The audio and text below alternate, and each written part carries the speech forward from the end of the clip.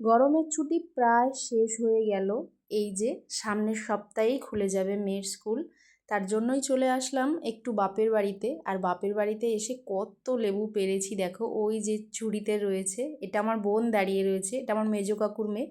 আর এইখানে লেবু গাছটার পাশে এসে সত্যি আমি চোখ ফেরাতে পারছিলাম না, এত এত লেবু হয়েছে।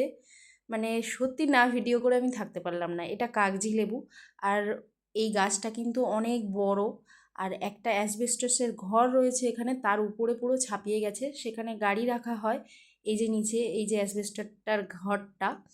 আর আমি এখান থেকে অনেকগুলো লেবু পেড়েছি। আমার ছোটো কাকিমা আমাকে বললো যে এসেছিস যেকালে, লেবু অনেক হয়েছে, লেবু পেড়ে নিয়ে যা। আমি তো খুব খুশি হয়েছি।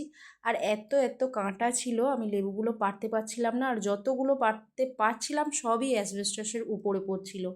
আর এই কাঁটার কারণেই আমি মানে হাতও পাচ্ছিলাম না ভালোভাবে, তো ভালোভাবে ক্যামেরাটাও ধরতে পারছিলাম না। আর ভীষণ গরমও পড়েছিল। আর অ্যাকচুয়ালি আমি এসেছিলাম বাবার বাড়িতে মাটি নিতে আমার ছাদ বাগানের জন্য। এই কিছুটা সময় আমি বাবার বাড়িতে এসেছিলাম। আর বাবার বাড়িতে এসে ছোটো কাকুর বাড়ি, মেজো কাকুর বাড়ি, সবার বাড়ি ঘুরে গেলাম। আর লেবুও অনেক পেড়ে নিয়ে গেলাম। আর বেসিক্যালি মাটিটা নিতে এসেছিলাম দিদির বাড়ি থেকে। বাবার বাড়িতে কিছুক্ষণের জন্য সময়টা কাটিয়ে গেলাম। আর আমার মেয়ে বলছে, মা প্রচণ্ড গরম, এবার তুমি বাড়ি চলো, আমি আর পাচ্ছি না দাঁড়াতে। আর এই যে আমার মেজো কাকুর মেয়ে দাঁড়িয়ে দাঁড়িয়ে হাসছে আমি ভিডিও করছি বলে। তো দেখো কত লেবু তুলেছি। আর ছোটো কাকুকে বলেছি আমার জন্য একটা এই কাগজি লেবুর চারা বানাতে। ভিডিওটা কেমন লাগলো?